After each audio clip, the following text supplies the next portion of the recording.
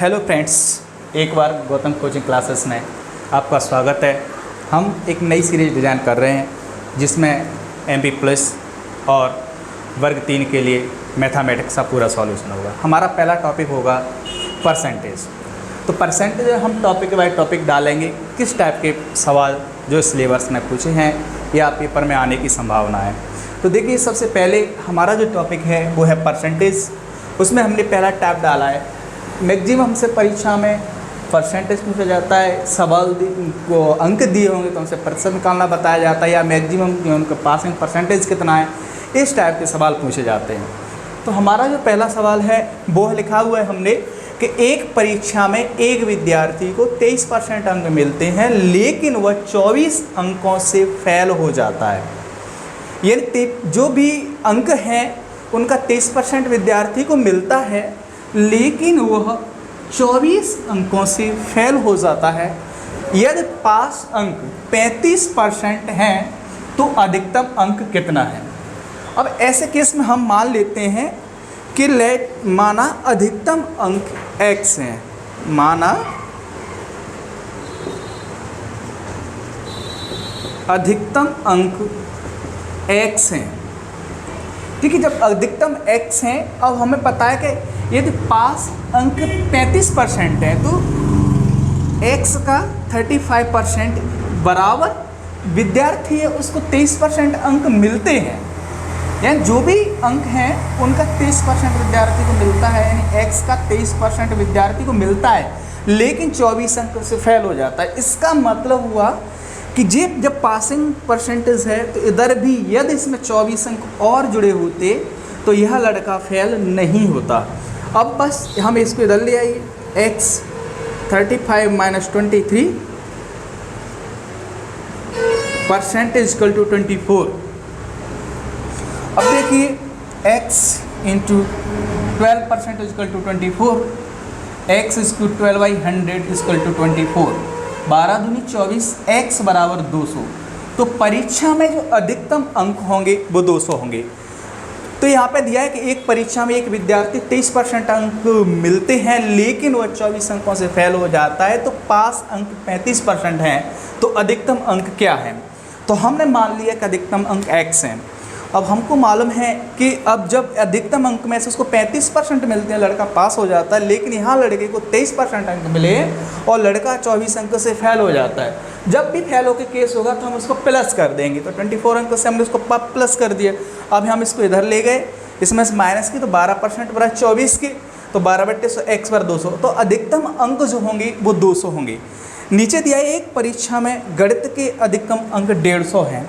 एक विद्यार्थी 48 अंक पाता है लेकिन 12 अंक से फेल हो जाता है, तो पासिंग परसेंटेज क्या है। तो हम फिर भी यही कि माना पासिंग परसेंटेज x है। अब 150 का x परसेंटेज पासिंग है तो व्यक्ति को 48 अंक पाते हैं लेकिन 12 अंक से फेल हो जाता है। तो हम क्या करेंगे, इसमें 12 जोड़ देंगे। अब 150 × x/100 इक्वल टू 50।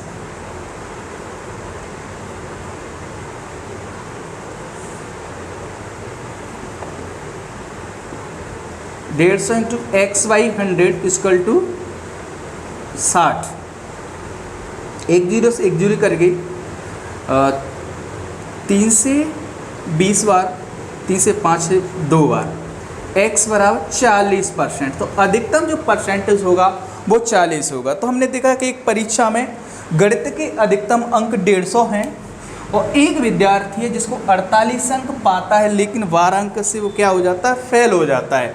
तो हमें पासिंग परसेंटेज बताना है। तो हम ऐसे केस में वही पासिंग परसेंटेज माना x है, तो x पासिंग परसेंटेज है तो हमने 150 का x% बराबर, और लड़का विद्यार्थी 48 अंक पाता है लेकिन वो 12 अंक से फेल हो जाता है। फिर हमने बताया था कि जब भी फेल होने का केस आएगा तो हम उसको 12 ऐड कर दिया। यहाँ पे 12 ऐड किए, 60 इसको काटा है तो यहाँ 140% इसमें पासिंग मार्क्स हैं।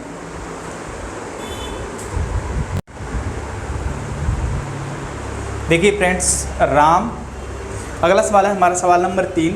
राम और मोहन एक परीक्षा देते हैं। राम 30% अंक पाकर 25 अंक से फेल हो जाता है। तो राम ने जितने भी अंक हैं उसका 30% अंक पाया है और 25% अंक से फेल हो गया है। अगला, जबकि मोहन 44% अंक पाता है, जो भी अंक है उनका 44% अंक मोहन ने पाया है, जो कि पास अंक से 10% ज़्यादा है तो हमने कम कर दिया। अब देखिए इधर भी पासिंग है और इधर भी पासिंग है, हम दोनों को कंपेयर कर रहे हैं। अब इसको इधर ले जाइए तो 25 प्लस के 10 इक्वल टू 44% माइनस 30%, तो 35 बराबर 14%, तो 1% बराबर 35/14, तो 100% बराबर 35, यानी 100% बराबर 35/14 इंटू 100। 7 से 5 बार, 7 से 2 बार, 2 से 50 बार, 5 गुणा 50 बराबर 250 अंक। तो टोटल जो अंक होंगे वो 250 अंक होंगे। ऐसे नीचे देखिए, एक परीक्षा में 25% विद्यार्थी अंग्रेजी में फेल हो जाते हैं। देखिए यहाँ पे लिखा हुआ है नीचे, एक परीक्षा में 25% विद्यार्थी अंग्रेजी में फेल होते हैं और 15% विद्यार्थी हिंदी में फेल होते हैं। यदि 5% विद्यार्थी अंग्रेजी और हिंदी दोनों में फेल होते हैं तो ज्ञात करें कितने प्रतिशत विद्यार्थी दोनों विषयों में पास होते हैं। तो जब 5% विद्यार्थी दोनों विषयों में फेल हो गए तो इसका मतलब ये हुआ कि 95% विद्यार्थी दोनों विषयों में पास हुए हैं। तो यहाँ पे हम वेन डायग्राम से इसका हल देखेंगे। जे अपनी हिंदी हो गई, जे अपनी इंग्लिश हो गई। 5% विद्यार्थी दोनों में फेल हुए हैं तो जाहिर सी बात है 95% विद्यार्थी दोनों में पास हुए हैं। अब हिंदी में, अंग्रेजी में क्या होता है, 25% विद्यार्थी अंग्रेजी में फेल हो जाते हैं। तो यानी इसका मतलब हुआ 75% विद्यार्थी अंग्रेजी में पास हो जाते हैं। तो अंग्रेजी में पास हो जाते हैं 75%।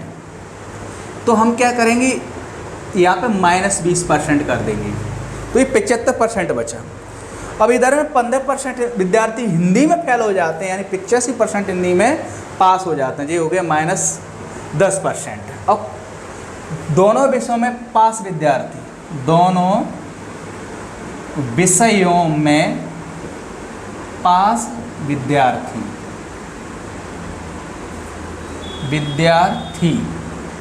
यानी -10% प्लस के 95% माइनस के 20%, यानी 65% विद्यार्थी दोनों विषयों में पास हो जाते हैं।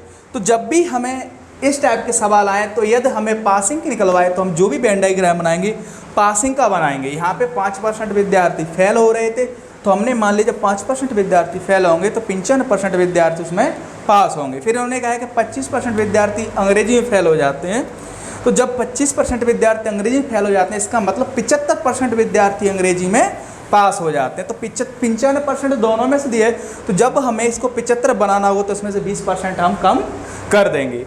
ऐसे ही अगला दिया है कि 15% विद्यार्थी हिंदी में फेल होते हैं, इसका मतलब 85% विद्यार्थी हिंदी में पास होते हैं। और 95 को 85 बनाना है तो उसमें से -10% कर देंगे, कम करेंगे। तो दोनों विषयों के पास विद्यार्थी सबको जोड़ देंगे।